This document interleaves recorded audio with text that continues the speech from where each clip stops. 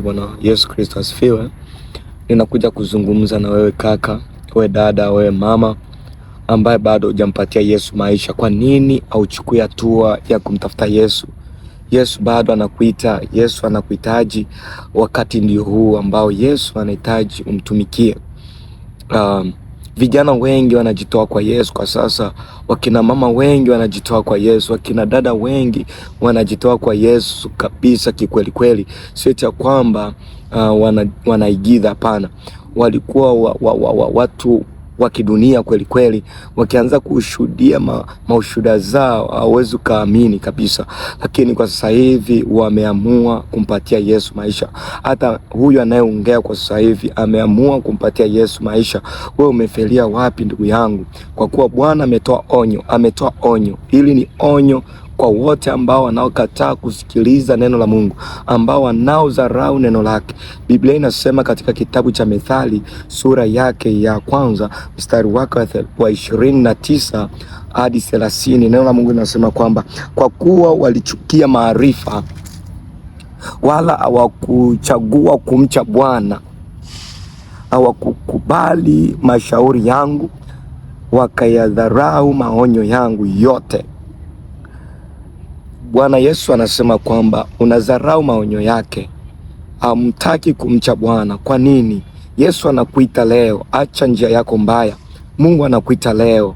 Tunamtumikia Mungu kwa hali na mali, tunamtafuta muda wote ili kukuita wewe ambaye uko katika dhambi. Sisi nasi tulitembea hiyo dhambi ambayo bado unaipendelea kwa sasa. Sisi nasi tulipendelea sana, lakini kwa nini unakataa kumpatia Yesu maisha?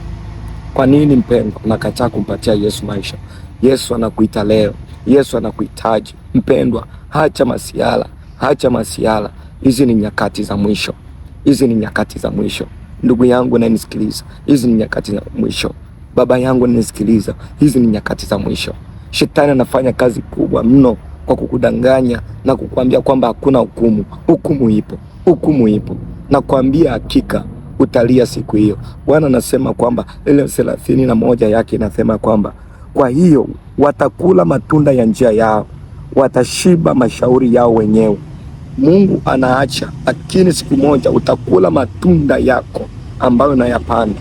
Kila kitu unachokifanya mahali hapa Mungu anakiandika na atakuulizia, kipindi ulipokuwa duniani ulifanya nini? Je, ulidharau maonyo yangu? Watumishi wa Mungu kila siku wanakuhubiria acha dhambi, haupendi kusikia. Acha hivi ambavyo unavyofanya, haupendi kusikia. Hizi ni nyakati za mwisho. Yesu anataka umtumikie, na kila mwanadamu alitumwa hapa duniani kwa lengo, sio wetu liletwa hapa duniani kufanya hivyo ambavyo unavyotaka, kwa sababu unashiba mashauri yako mwenyewe, mnashiba mashauri yenu wenyewe, nyinyi watenda dhambi mnaotaka mambo ya dunia. Yesu anakuita. Yesu anahitaji umtumikie. Acha miungu, acha madawa ya kulevya, acha vitu vya dunia. Yesu anakuita, anakutafuta. Kulikuwa wazinzi kweli kweli, lakini leo wamempatia Yesu maisha.